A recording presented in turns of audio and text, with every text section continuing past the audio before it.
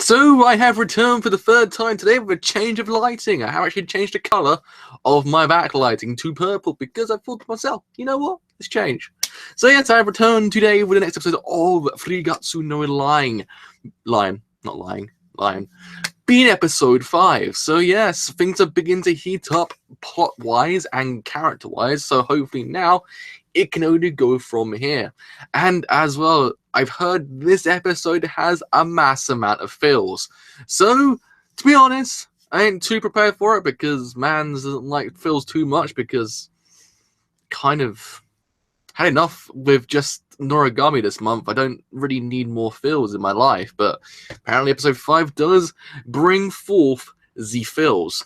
That's what I've been hearing and what I've been reading, and it's more to do with Ray's kind of like childhood upbringing as well. So, kind of interested to find out where that actually goes because it's one of the things I've kind of been interested about. Plus, as well as that girl who's in the flashback, who he wants to block out, who I've been told is actually in the opening episodes, which I didn't actually realize till recently. I was like, oh yeah. The more I think about it, you're right. So yeah, that's basically that. So what I'm going to have to do first is actually go and get the episode up and running, because I actually don't have the episode up and running in Crunchyroll just yet, because I didn't really think one through. I kind of went down for a coffee, drunk my coffee, and realized, holy freaking Christ, I haven't set the episode up yet. So, yes. Do tell me whether or not the chat is working, because I actually have no bloody idea, because chats on Fiend tend to be kind of extremely few and far between them in working.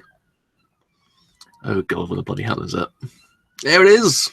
I have to trudge through the entirety of Crunchyroll to get to it. I had to actually go past ReZero, which was actually last season. And there goes. Ah! Okay. One thing I always wanted to know as well is that, oh freaking hell, what is going on out there? Every single damn stream today. It's always me and a guy with a police car. Like, always. There's always that one dude who has the phone on really bloody loud in his car. So you actually hear him actually just do something with his phone. Like, man, just turn your phone down. I don't freaking care what your conversation is. Like, trying to stream up here. But alas, one man cannot stream in peace when it comes to living in Maidstone, in England. Whew. It's a tough time to live here because it's just full of police cars going past because I'm in the main road. So yeah, you can pretty much tell I don't really like it here too much. Anyway, enough of my dislike of my own town. Let's get this actual show on the road. So let's see whether or not YouTube is working. YouTube is actually working. Yes, it is. So let's bring this over to here. Let us quickly post whether or not chat.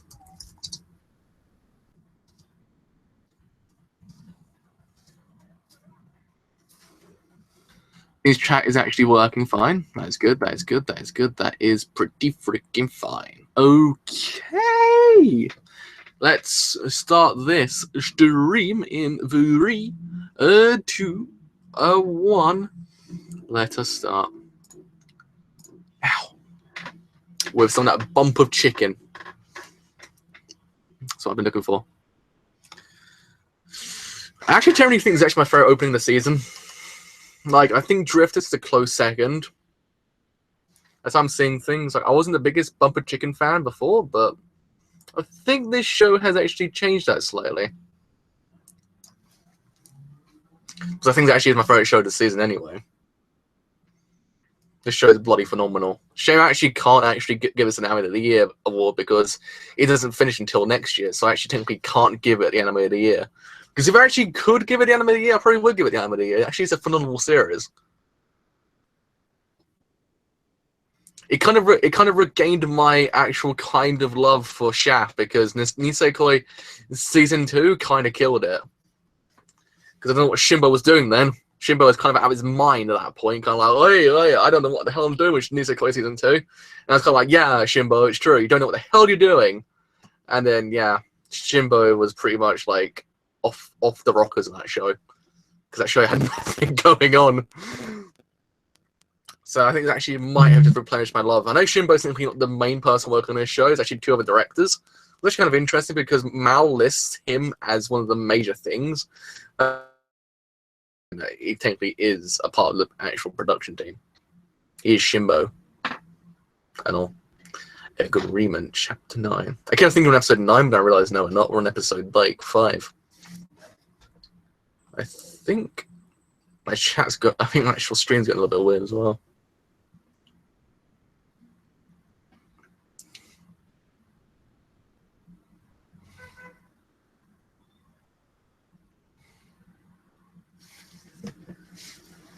Little Ray's cute.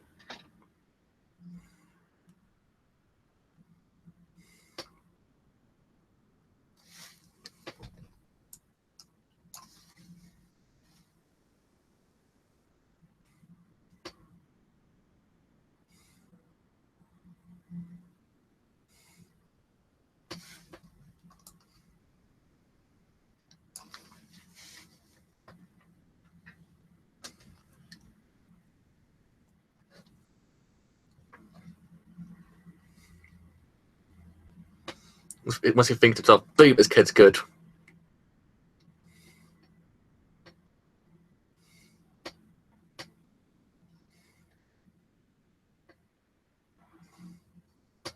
It's just me that this show actually has a very voyeuristic framing. Like, you're almost as if you're there kind of watching. It's a really weird way of explaining it, but it kind of feels like I'm almost there with them.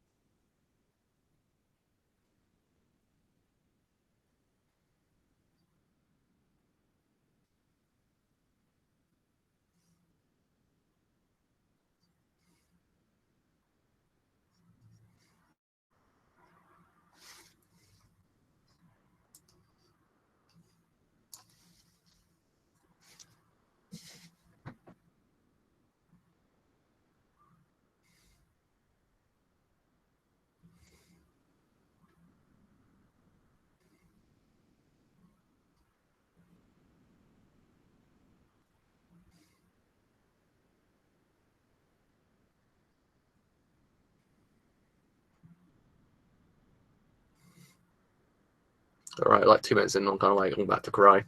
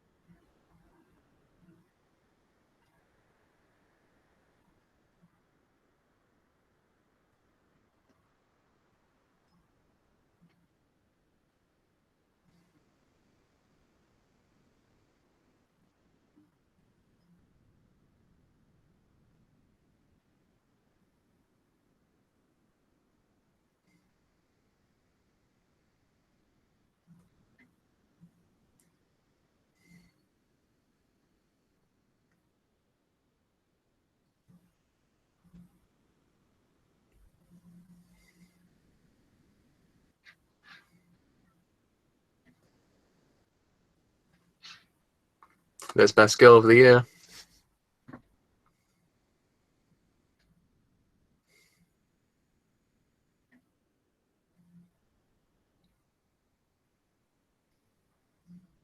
Such a weird framing angle as well, when you think about it. You're always told, don't ever put too much headroom in a shot, but that kind of just like almost just cut her chin off completely.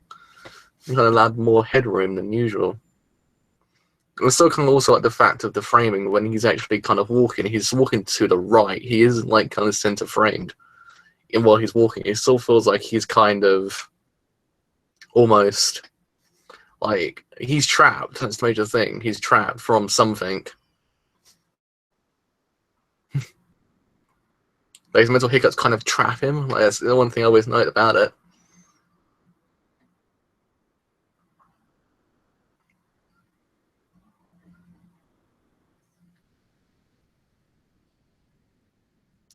It's almost as if whenever he's around someone else, that the actual framing changes.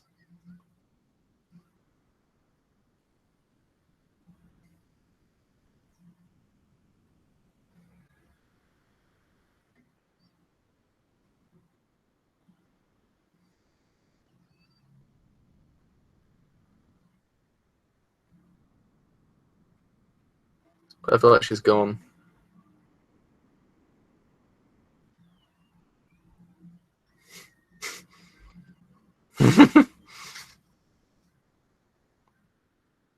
I still love the fact they're giving the dogs and animals voices.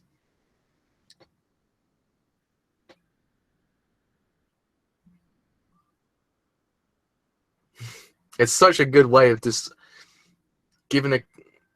Oh, oh no!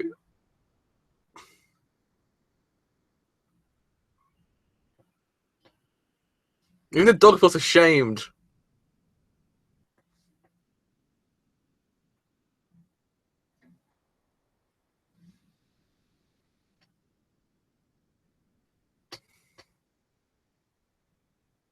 Every single VA is really good at crying in the show. It kind of makes you feel really bad for the characters.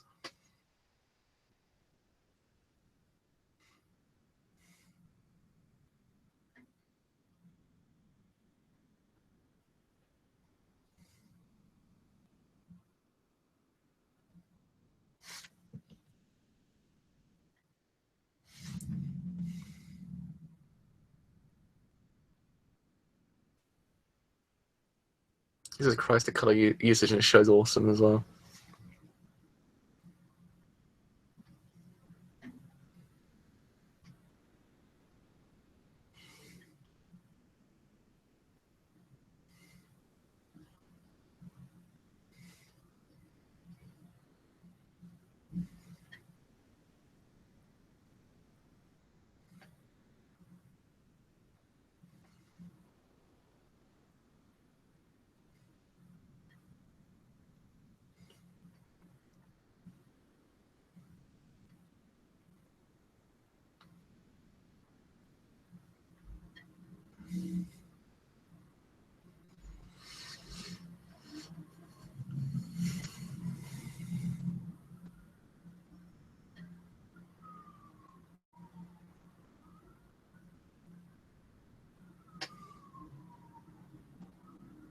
No, Jesus hates Christ. That was a very dark memory.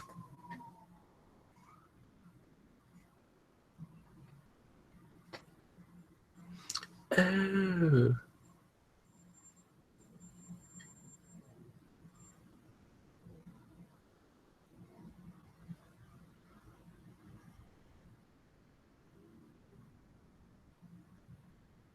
Oh my god.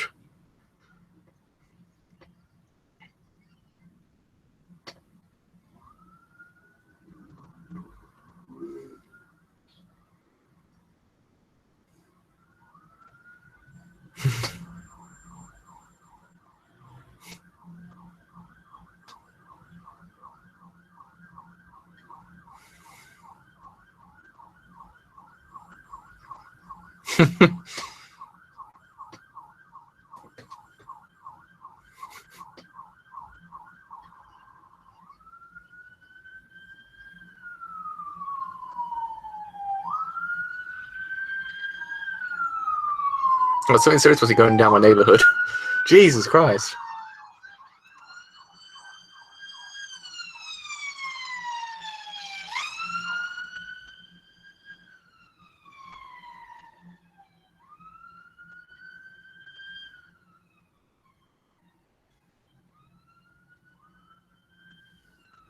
As I'm pretty damn sure the whole entire thing with him with the screen going black and white is when he remembers something.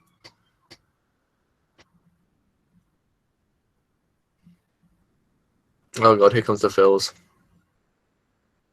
Here it comes.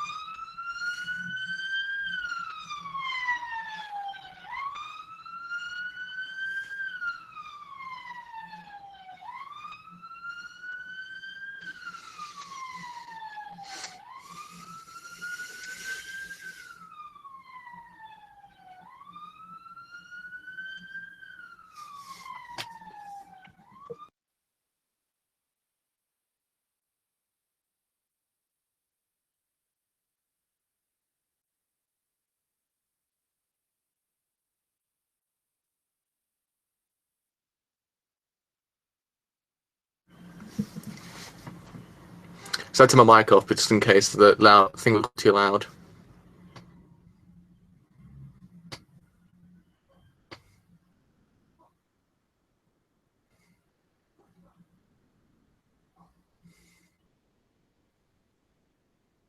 Oh wow, I don't like her.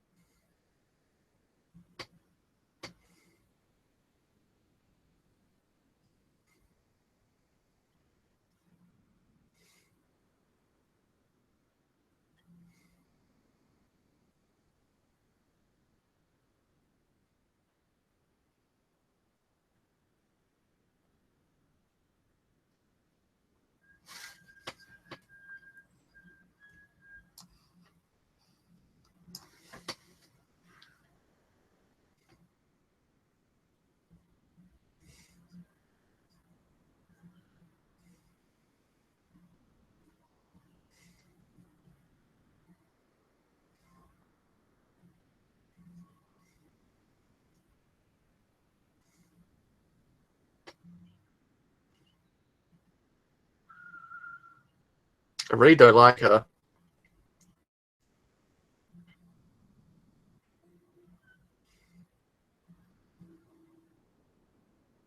It's almost as if she's gloating in the middle of a funeral. It's like, why would you do that? Ah, people.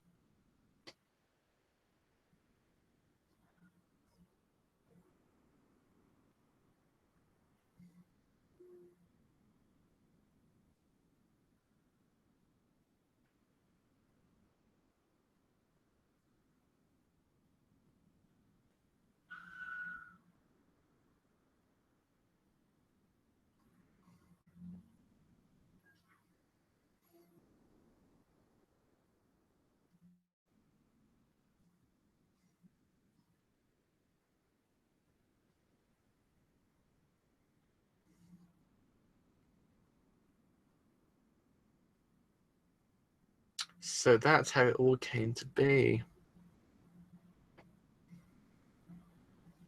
I quite like the fact it still keeps things in the shadows, so it makes you theorize what it could mean.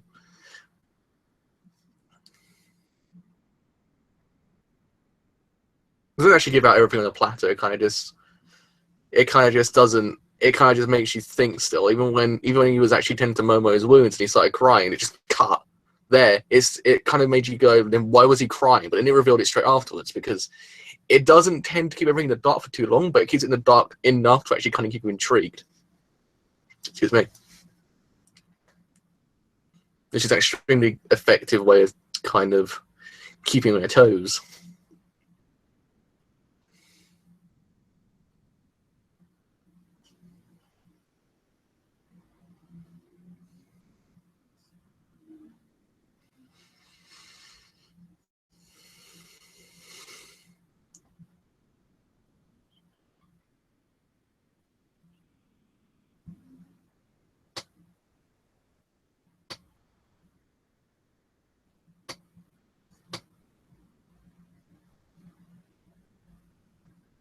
Jesus.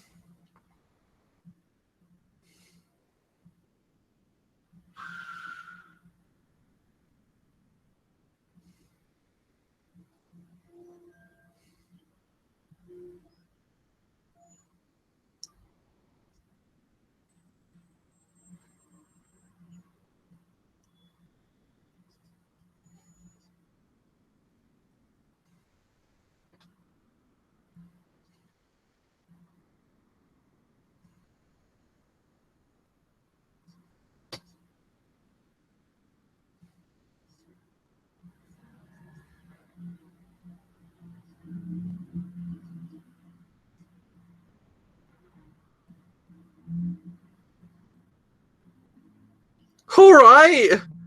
Jesus Christ.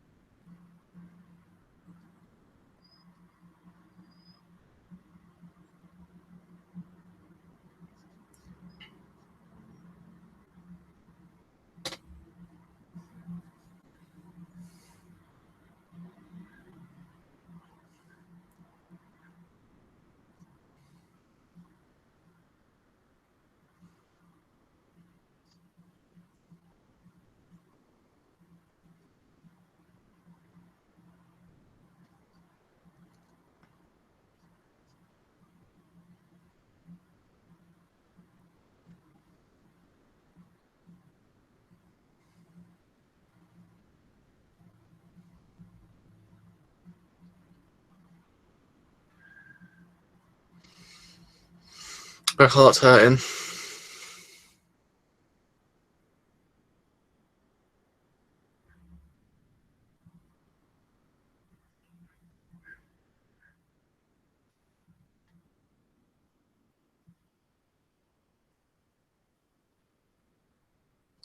This was not the calm down I was looking for.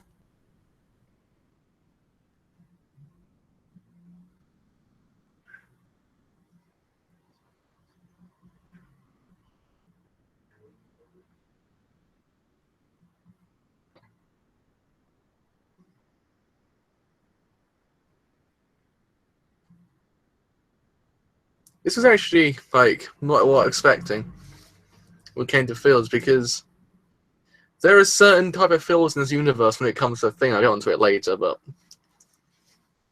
this is the most effective kind of feels.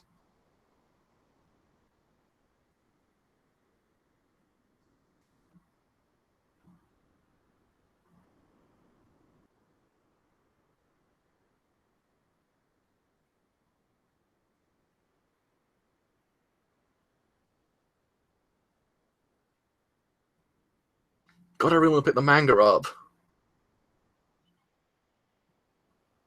I really badly want to pick the manga up.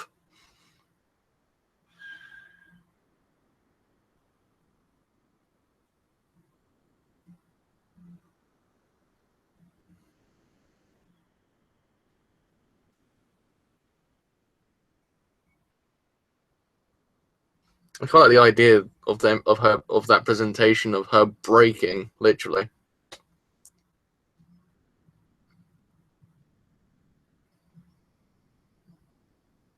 Her glass just shattering behind her, just like a visual representation of her breaking. It's a really nice way of putting it.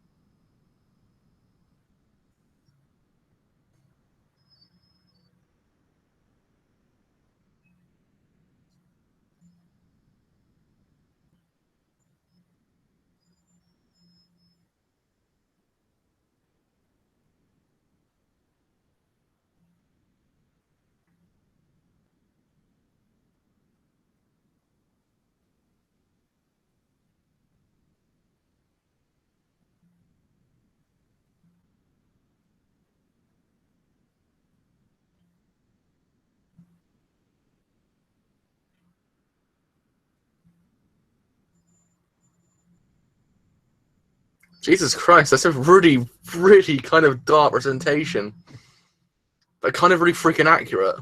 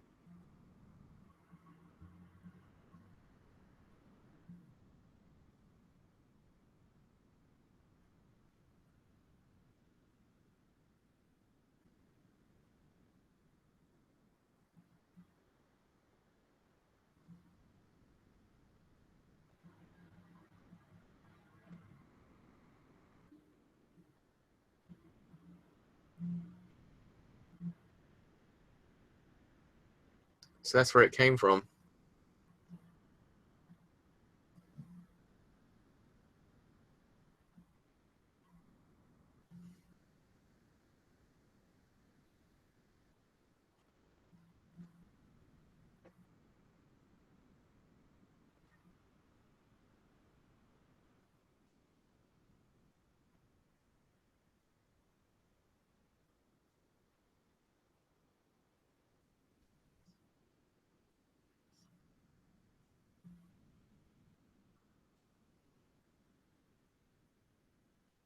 Damn, it's the end of the episode. This show is so freaking good. Oh man, I want more of it now. Oh Christ, that's such a good episode. Why is no one giving this show more credit than it deserves? Like, like, this show deserves the most amount of credits. Like, this actually deserves the highest score, I believe, than Yuri on Ice. I think this deserves the 8.48 that Yuri on Ice has. I think Yuri on Ice is amazing for its own reasons, but I think this is I think this is better for other reasons. I love this show so much. Oh man. Show.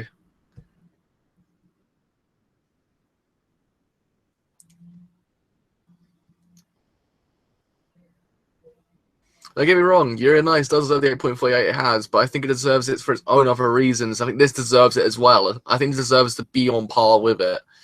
Like, it deserves the 8.48. Like, it's almost just too good for its own good. Like, it just handles everything so maturely. Everything is just too good. I have no freaking words for it. My heart is actually really hurting right now. Hearing Ray's backstory in his childhood really is really sad.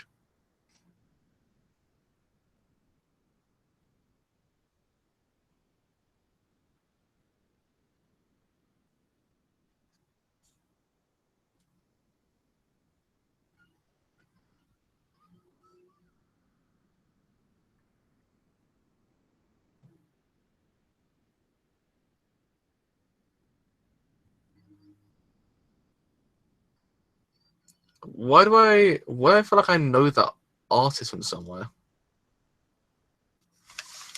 Like, it kind of feels very reminiscent of an artist I've seen before, like very, very, very famous Japanese artist. Like, it's sort of really rattling my brain. Like, my brain wants to say Junji Ito. Like, my brain wants to say that, but I'm probably know I'm wrong. Okay. Okay, so let's get on to what I was meaning about the whole entire idea of this is the best way of representing sadness. It's because I feel when a show makes you feel really sad from your heart, that's when it's the most effective. When the scene just makes you outright cry, I don't think it's as effective. I think if it gets towards your heart and your heart is really freaking hurting, I think that is when the show has done its job to actually make you feel invested and make you feel like you're connected to these characters. I feel that's the point. That is where it actually begins to happen, because this episode really did have those moments. Like, I almost was about to start crying, and when Momo was hurt, I felt like tears are starting to well up in my eyes, because it's one of those things. I don't want to see anything bad happen to these characters, and it was happening. I'm like, don't let this happen. I want them to live happily. Seeing Momo cry really did kind of really get beneath to my heart. I was kind of like, man, like, this and Kiss Library only shows this whole entire year that actually had it. I think Orange did it other ways, but this and Kiss Knife, and I think Monster Hunter 100 as well, because it had certain moments of really filty moments, did it justice. Did the whole entire idea of feeling connected to these characters justice, and this episode really just proved that whole entire idea. And let's talk about that woman at the funeral. God freaking damn it. That woman was annoying. I was kind of sitting there going, why would you gloat like that? Come on. Man just died. Grieving son over there. Why would you say those things? Just no. Stop. Just stop it. And other people are actually kind of realizing that as well. Other people are going, God, that her attitude is terrible. It's like, yeah, it's because you don't do those things. Just allow the people to grieve, and that's it. Don't do those things. It pisses me off. It's like, I like people just do that sometimes. Like, God damn it, why? But alas, enough of me ranting about how terrible that character was, because it elicited so much rage into me. I was kind of like, I haven't felt this anger since Subaru. Oh, damn. And also now whole episode, I think it's 11 of Orange. Oh, Rage, man. Rage on. But alas, okay. So let's talk about the whole entire episode in a nutshell. Holy freaking Christ, it was so bloody sad. Because it was even sad to see when Ray had a person he called father, and he still kind of felt like he almost couldn't be a part of that family. As if him joining that family was breaking apart the family within itself as well. So if he stayed there any longer, he would devour the whole entire family. So it really was very accurate to actually put the whole cuckoo like kind of like motif, because it very much was him. He was the cuckoo. He was, in theory, being that person devouring the like kind of rest of the people there, only allowing him to be the center person. Because in the end, he really was, to that person, he was a center person because no one else could really beat him. So if no one else could beat him, then what was the point going on with his own family when someone else there, who's not even a part of technically his own flesh and blood, could in theory actually become a pro? It's kind of like, it's really depressing to think about it, because I mean, if I'm correctly, her name was Kyoko. Like, yeah, she's a terrible person because she did beat up Frey. I was kind of like, whoa! Like, I was sitting there going, Jesus freaking Christ, I did not expect this. I mean, from this shot, the beginning of her, I thought, was she a girlfriend or something? Was she, like, kind of a lover? I'm not too sure. But, no, I was kind of like, I was shocked when they actually were showing those things. I was like, I didn't expect this. When she just went over to the window, opened up and punched her, I was like, Jesus! I was like, man, that's horrible. But no, he free was destroying that family inadvertently. Like, he didn't realize it, but inadvertently he was destroying that family because no one else could really match his shoginess, as I would put it. And it's kind of like, it was depressing because he really couldn't call that place home. Though he called him dad, he really just couldn't call that place home at all. Like, it didn't feel as home as it should have done. It doesn't feel as home as you would call, like, I would say, Akari's house. Akari's house still is a place I would call home for him. Nowhere else thus far. Yes, the warmer colors do kind of present that family as kind of as if he's at home, but not entirely connected to home. That's what I'm really kind of getting from that whole entire motif. Is that it just doesn't truly harness the whole entire family aspect. It doesn't really kind of make us say, yes, he is a part of that family. And it was just really, really well presented, I must say. Like, this show really does outdo itself when it comes to stylization. Because, again, I love shows which do take its time to actually kind of just add more to the scenery. Don't ever just kind of present it full whack on the play, like, here's your go, here's your themes, whack straight on there. No, when a show subtly puts themes in there, subtly actually maturely handles those themes, kind of makes you wonder still what's really kind of going down. That's when a show is truly effective. Like, it's almost, the comparison I can probably give it right now, because the only show I can probably think of as doing it right now in England or in America is Westworld. Like, Westworld's kind of one of those shows as well that really does kind of do that as well. It's stylized in a certain way that it presents its kind of like sometimes themes through its visuals rather than through kind of dialogue. It's not entirely led through dialogue. It's actually kind of mostly just led through like scenery. The scenery, the actual landscapes, the way it's framed, the way the colors kind of act upon the scene really do kind of give you the more insight into the characters themselves. That's really the most effective thing about this whole entire show. And the whole entire idea of Ray's past really was well implemented into this episode. But I have to go and quickly check who actually did the artwork for that episode, because it's really rattling my brain, because I think it looks kind of like Junji Ito. That's why I didn't want to say it was him just because I'm wrong. Like, it just kind of, that's why it's kind of like, hey, wait a second here. I think it's much under the line, isn't it? Nope, I can't search it through that.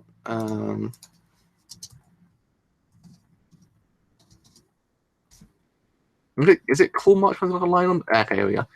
Right, I'm episode 5. Right, I'm gonna quickly check this out, because I was gonna bug my brain. I'm kind of sitting there going, is it him? Isn't it him? Because it looks kind of very reminiscent of him. That's the only thing. It's kind of rattling my brain.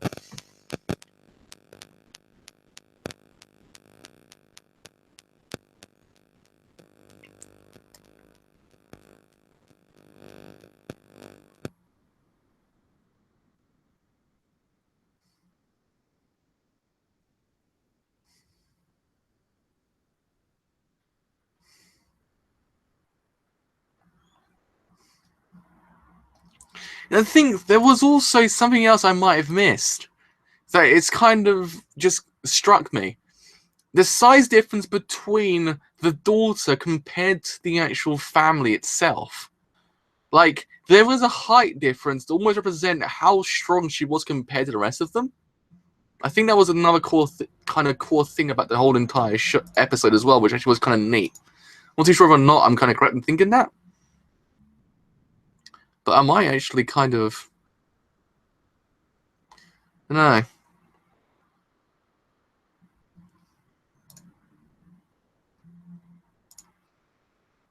I don't know. I need to know the art. I need to... I freaking have a mouse going weird.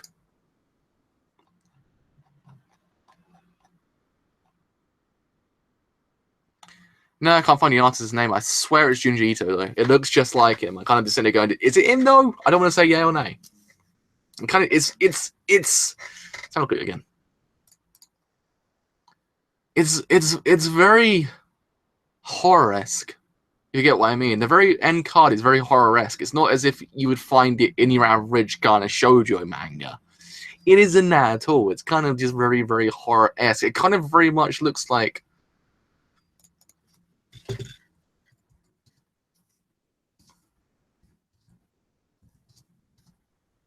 Actually, just one way of putting it. Just...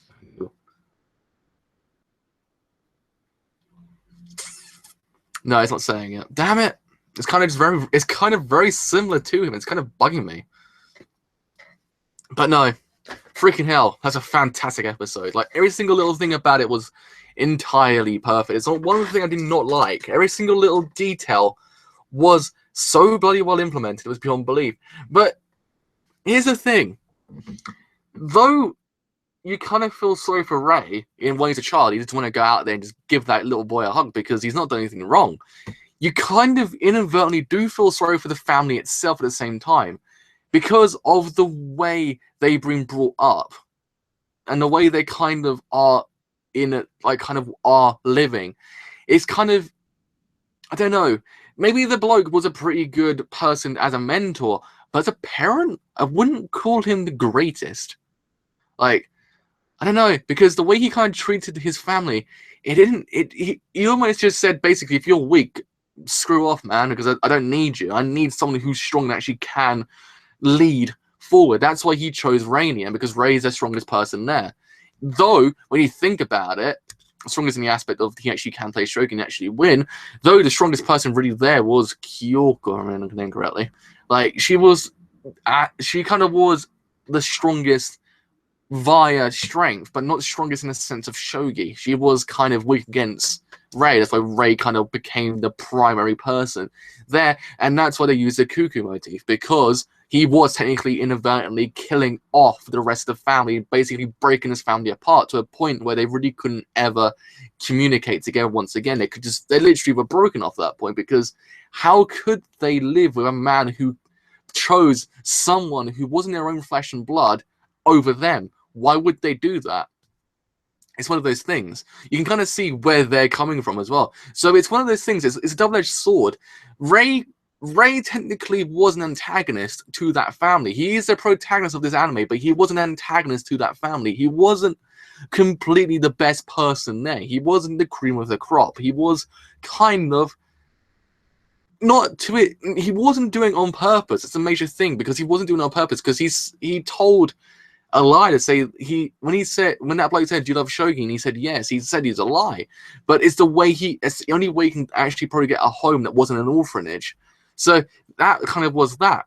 But at the same time, he kind of inadvertently became an antagonist without really realizing it. It's kind of a really, really subtle way of just kind of change the perception of the protagonist that you have as a viewer, because you're kind of sitting there going, yeah, we feel sorry for him because he's getting beaten up and stuff like that. But at the same time, if you take it from the other aspects, he's destroying that family inadvertently, like without realizing it. He's destroying it, and he realized it way too late. That was the problem. But that's probably, I think maybe that might be why he doesn't grow attached to people so very strongly, because of that aspect. He doesn't want to destroy a family or someone else inadvertently without realizing it, because I don't know whether or not he kind of is completely connected to everyone else. He kind of feels a little bit disconnected. So it's kind of that whole entire idea. Yeah, he feels a bit more connected towards Akari's family, but at the same time, I don't think he wants to get entirely involved, invested to a point where he could in theory destroy that family. Like, I don't think he could do it, but I think he might have back of his brain since that whole entire event happened. He's going to sit there going, yeah, maybe I shouldn't be so invested into these people because maybe I might destroy this family entirely. But I don't know. This show is freaking fantastic. Like, it literally is probably the best show of the year. That if I can't give it the anime of the year award because he hasn't finished this whole entire year. It's like same thing happened with Blood Orphans last year, and same thing with Gintama. I couldn't give it the award last year because of that one reason, because it didn't finish that year. It finished a year afterwards. Same with this one. This is 22 episodes long, I think. So if I'm correct, this can't ever garner the award unless I leave it until January, or update my top 10 list of the year for January. Because I think this and Kiss Knife were the two greatest shows of this whole entire year. I think, yeah, ReZero is good. Like, don't get me wrong, it's a great series. But I don't think it's the cream of the crop of the year. I think it's probably outbeaten by Kiss Knife and this. I think this has surprised me the most. I think this is actually a phenomenal series that really just took me by storm. I was kind of like, man, fracking out, this show's good. I didn't expect it. I thought I was going to get myself a pretty kind of run-of-the-mill, like, kind of slice of life show. I didn't really expect this show to go this deep, and I kind of sitting there going, I really want to go read the manga, but I don't want to spoil myself. That's the only problem. It's kind of like, I want to go read it, but at the same time, I don't want to spoil myself. But no. Basically, if you just come into the stream like, hey, this seems pretty good, then do go watch it, because it's actually a phenomenal series. It's actually probably the best show of the season, probably the best show of the year that I can't give the award to. But I don't know. I think this show just does certain things so brilliantly that I don't think people realize that. I think people I don't know, what's the actual Mal standings for it? Because Mal kind of irritates me slightly. Because Mal's top anime technically is a film. Like, it's like, guys, really? Like, you should police that a little bit better. I don't know, what is Free Guts? Who's like, Free Guts, Lion's got a 7.86. So it's getting towards the 8s. Don't get me wrong, but it still needs to go higher. Like, it needs to go a little bit higher than what it is right now. Same thing really with when you think about it with Occultic 9. Occultic 9 doesn't really deserve it 6.58 because, yeah, the first episode was kind of a bit rough, but it kind of got a lot better. But alas, where is Kingdom Noir like sitting right now? I wonder. 8.39. And Gintama has gone to 9.25. That's depressing as well because that show is phenomenal. I think that's what irks me the most, because that kind of got taken down from its like top spot. But then again, when you realize the whole entire thing is Gintama actually occupies most of the top 10 list. I think if Gintama from 2006 to 2010 gets into the top 10, it's basically overtaken everything else. Like, if you combine it all together, it's practically the whole entire top 10 list. I think there's actually like nothing else that's actually anything else like Gintama besides a few shows. But no, episode was fantastic.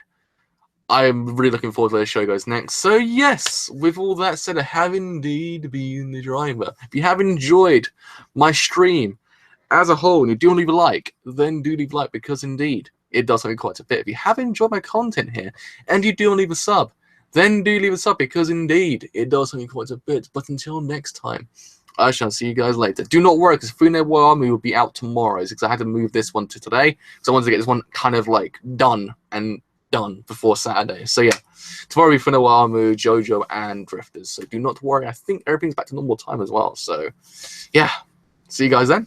Bye for now. Okay, my thing went a bit weird then.